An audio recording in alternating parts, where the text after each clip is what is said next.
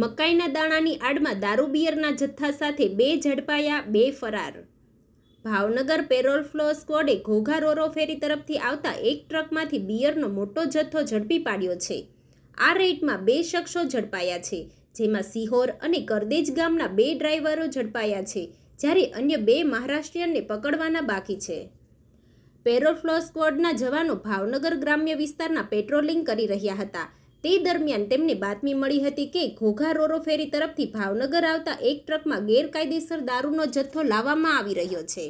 આ બાતમીને આધારે ઘોઘા ગામ નજીક કસ્તુરબા હોસ્ટેલ પાસે વોચ ગોઠવવામાં આવી હતી, જેમાં વોચ દરમિયાન બાતમી મુજબનો ટ્રક આવતા તેને રોકાવી તપાસ કરવામાં આવી હતી. તપાસમાં ટ્રકમાંથી દારૂનો જથ્થો મળી આવતા પોલીસે વિશાલ વિનુભાઈ શેખ, ઉંમર વર્ષ 31, રહે ગુંદાણા શિહોર, અને મહેશ બાલાભાઈ ખમલ, ઉંમર વર્ષ 33, રહે કરદેજ ભાવનગર નામના 2 ડ્રાઈવરોની ધરપકડ કરી હતી.